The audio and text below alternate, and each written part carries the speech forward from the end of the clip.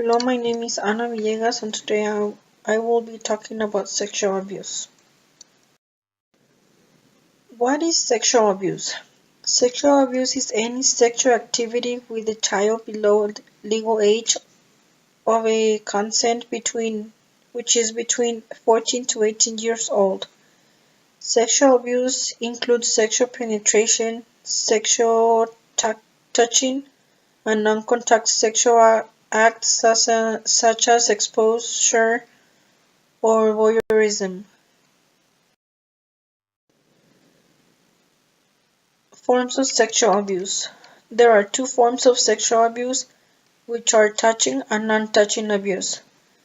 Touching activities includes touching the child's private parts, making the child touch someone else's private parts, play sexual games.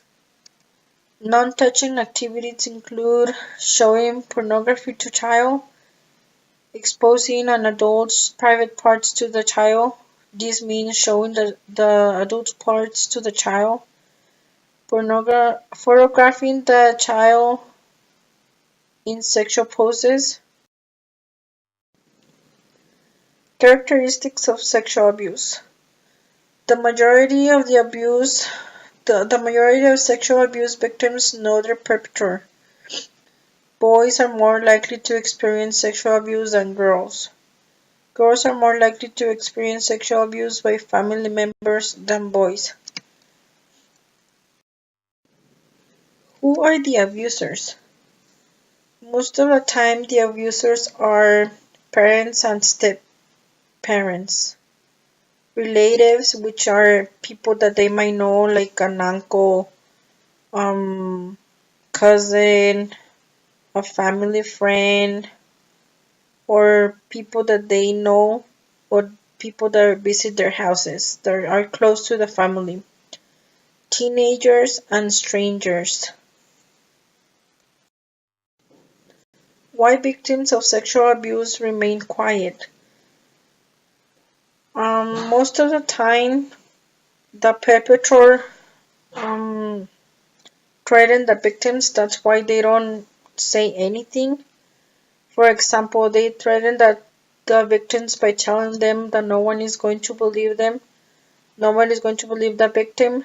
Victims are responsible for what have happened. Abusers threaten their victims by telling them that they are going to harm a loved one. Victims feel shame. Victims don't want to destroy their families. Since sometimes the abusers are someone that the child know, like I stated before, a family member, for example, an uncle, a stepdad, a stepmom, a cousin. Since those are family members, the victims, they don't want to tell their parents that one of their family members abused them because they don't want to destroy the family. The perpetrator or the abuser sometimes tell them that if they say something to their parents, they're gonna destroy the family. Victims are ashamed. They feel embarrassed of telling others what had happened to them. And most of the time, the abusers tells the victims that they're responsible for what happened to them.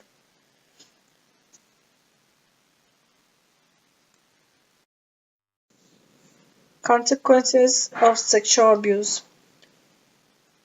Victims of sexual abuse can suffer psychological consequences, like, for example, anxiety. They become more anxious than they used to be.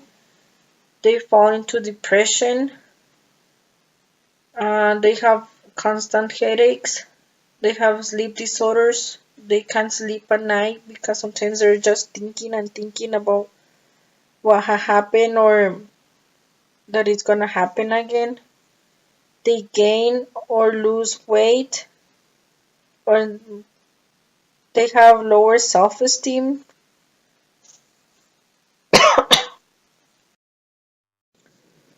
Why does sexual abuse happen? There is no specific reason why this ugly act happened. Sometimes some experts try to come up with some explanation why this happened, but unfortunately there is no specific reason why this happened. Some experts believe that offenders are emotionally disturbed, they have some type of mental illnesses. Woman provoke Woman or the child provoked the sexual assault, but the way that they are dressed, sometimes the abuser says that the woman or the child is dressed in a certain way that are provoking the abusers to sexual assault the victim. Or sometimes experts say that that is how offenders demonstrate love for the victims. Offenders come from violent and abusive families. This means that the abusers um, were abused when they were child, or their family they grew up in a violent family with a lot of abuses, and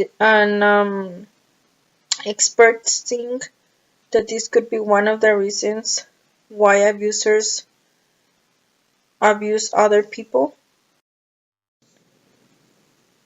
How do people commit child sexual abuse? Um, Abusers build close relationships with the victims and family, with the victims and the family. For example, abusers come become friends of parents who are facing difficult situations. For example, a family could be facing like money problems, and then the abuser go gets closer to that family, and they offer help to the parents of the child, to the family. And since families are facing difficult times, they accept the abuser's help, and this is one way that abusers commit the abuse.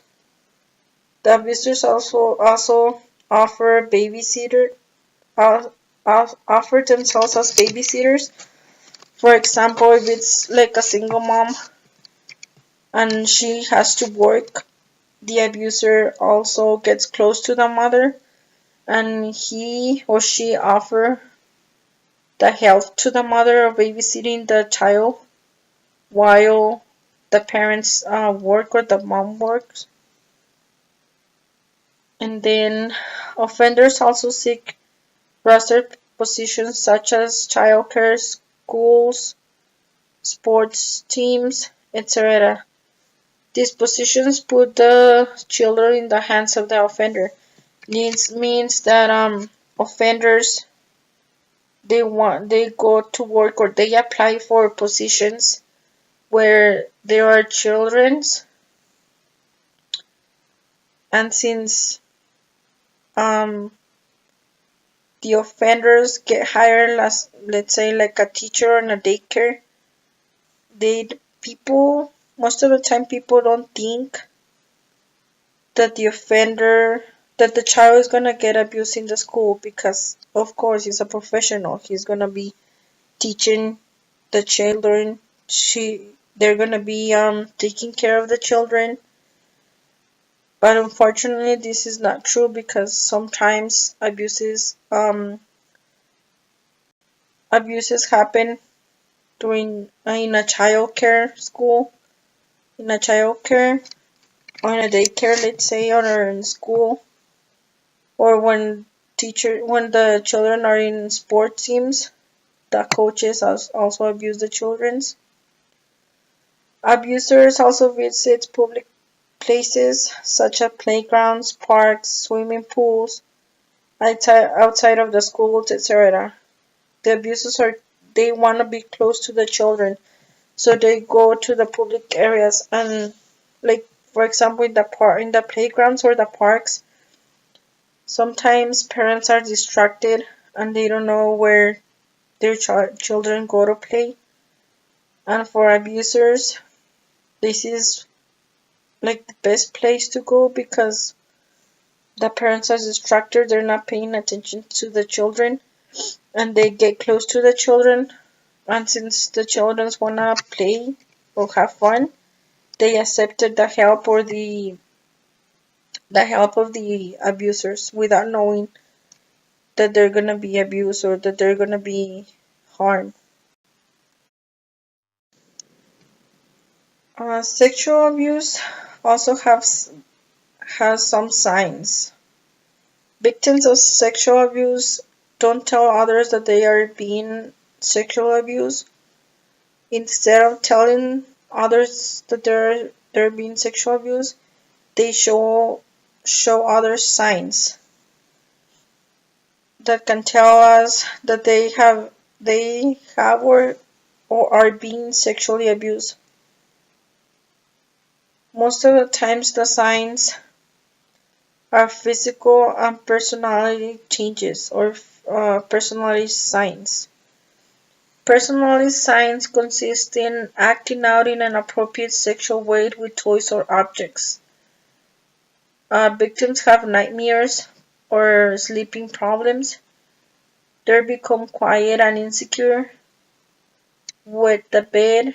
This means that children or the victims pees on the bed. Um, Become afraid of certain places or people. They don't want to stay alone with one of the, for example, in this, they don't want to stay alone with the abuser or in a certain place. They become more angry. If the child was not angry, the personality sign or the personality change will be anger.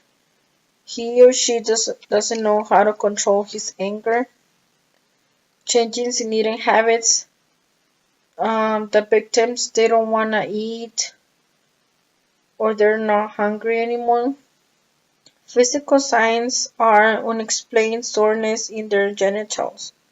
If there is no reason for the child to be sore, it could be it could be a sign of sexual abuse. They have bruises around genitals. Yeah.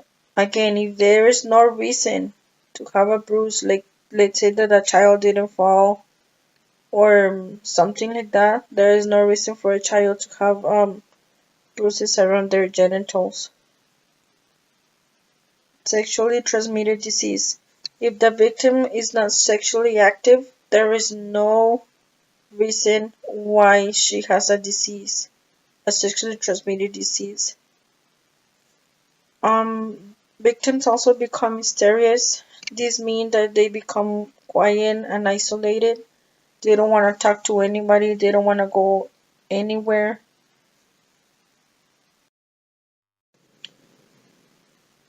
Signs that an adult may be using their relationships with a child for sexual reasons.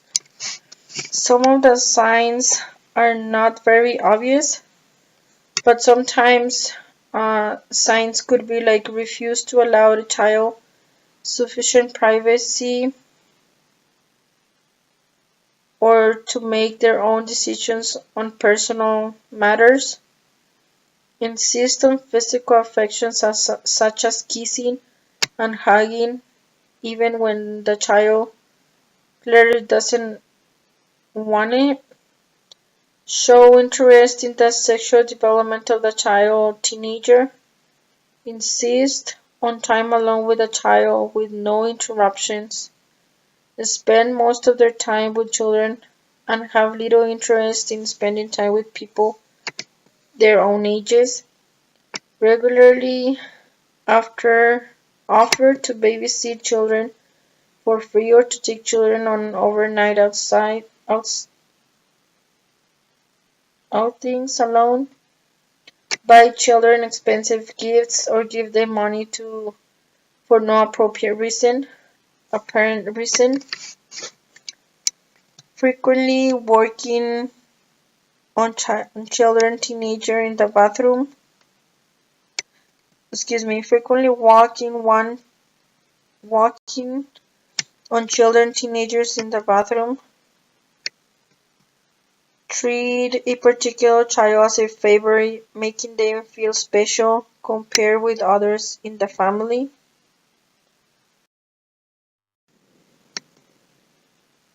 How can we prevent sexual abuse? There is no specific way to protect children from sexual abuse, but as parents and families, there are precautions that we can take to protect our children. As families and parents, we can show interest in the day-to-day life of the child. This means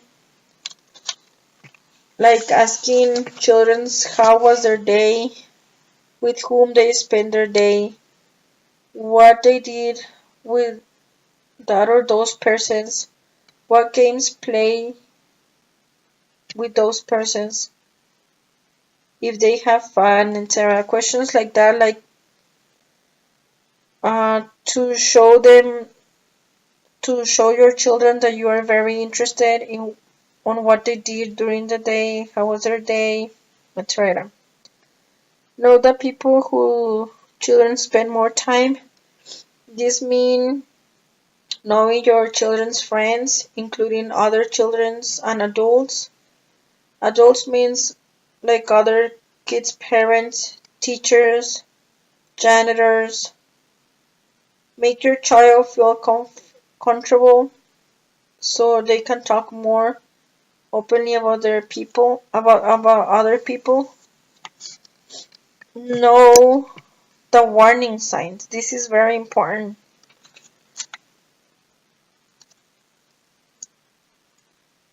because the signs that we saw before, as I stated before, they're very important because this could be signs that a child is being sexual abused. Encourage your child to speak out when they feel something is not right. For example, encourage your child to tell you when they think something someone else close to them are doing something that is not right, or if others are doing something to the children that they think it's not right. Like for example, let's say like a cousin or an uncle is touching the child inappropriate. Encourage your children to speak up and don't stay quiet.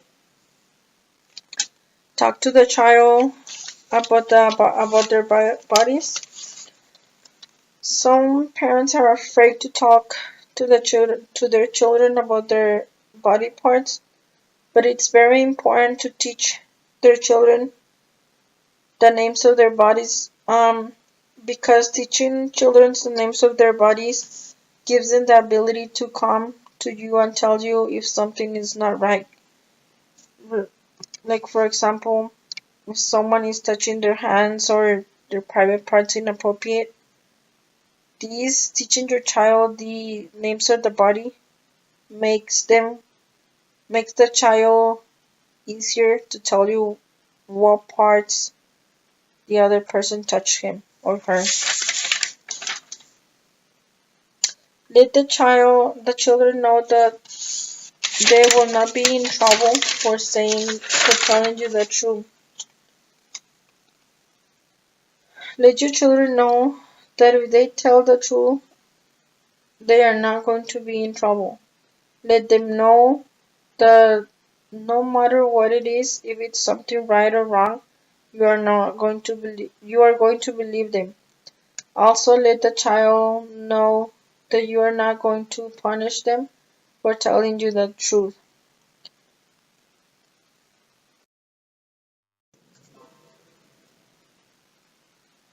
Uh, Help for the victims. Victims of sexual abuse are not alone. However, victims don't seek help because they feel shame and alone. Victims can receive behavioral therapies to help them overcome their trauma. Some types of therapies are cognitive behavioral therapy. This helps victims dismiss old traumas, help them adjust to the environment. For example, if a woman who was abused may think that all men are dangerous and that they are going to hurt her. But with the CBT therapies, uh, they with the CBT therapies help the woman dismiss those traumatic thoughts. Eye movement desensitization and reprocessing is an eye movement therapy that helps victims rewrite the brain and influence the way it processes the trauma. This type of therapy also helps the victim face the trauma. Somatic experiencing is a trauma resolution method that focuses on taking away the trapped energy, resolve incomplete motor responses. How can families and community help victims? When we find out that our children or a loved one has been a victim of sexual abuse, we tend to feel a lot of angry emotions. But this is not the best way to help the victims. The best way to help the victims are by controlling your emotions first. You need to be calm when, like for example, your child tells you that she's been a victim of sexual abuse. I know it's hard not to get or not to feel angry, but we need to control our emotions first in order to help the victim. Let the child or the victim know that you are there to help them. Don't reproach anything to the victim. Never blame the victim. Never blame yourself for what had happened. Sometimes, as parents, we tend to blame ourselves because we say that we're bad parents, or we were not there to protect our children, or we didn't do anything to protect our children. Don't make promises that you can keep. Don't This means that not to promise your children that the abuser is gonna pay for what he or she did to him or to your child. Offer unconditional and non-judgment help to your victim. Don't judge the victim. Tell them or offer your unconditional help. Tell their children that you're there to help them, not to judge them, and that you're gonna do everything to help him overcome the sad situation that they faced. How do professionals help the victims? In order for professionals to help the abuse victims, professionals first build a relationship of trust with the victim. Therapies also develop creative interventions to help traumatic victims. Some creative interventions art are art therapies. Art therapies consist of the use of visual art, materials, and media in intervention, counseling, psychotherapy, and rehabilitation. It is used with individuals of all ages, families, and groups. Music therapies is the use of music to effect positive changes in the psychological, physical, cognitive, or social functioning of individuals with health or educational problems. Drama therapy is the use of drama theory process, products, and associations to achieve the therapeutic goal of symptom relief, emotions and physical integration, and personal growth. It is an active approach that helps the client tell his or her story to solve problems, achieve catharsis, extend the depth and breadth of his or her inner experience, understand the meaning of images, and strengthen his or her ability to observe personal roles while increasing flexibility between roles. Dance movement therapy is based on the assumptions the body and mind are interrelated and is defined as the psychotherapeutic use of movement as a process that furthers the emotional, cognitive, and physical integration of the individuals. It also helps the dance movement therapy also helps with the feelings, cognition, physical functioning, and behavioral issues. Poetry therapy used synonymously to describe the international use of poetry and other forms of literature for healing and personal growth. Play therapy it is the use of theoretical model to establish an interpersonal process wherein trained play therapists use the therapeutic powers of play to help clients prevent or resolve psychological difficulties and achieve optimal growth and development. Sand play therapy.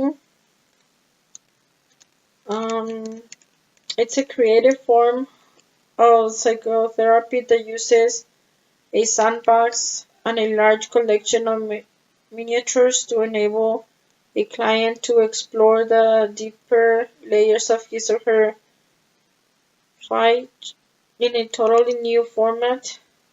By constructing a series of sand pictures, this helps the client illustrate and integrate his or her psychological conditions. Integrative approaches involves two or more expressive therapies that foster awareness, encourage emotional growth, and enhance relationships with others. These are some types of therapies that can help victims overcome their traumas.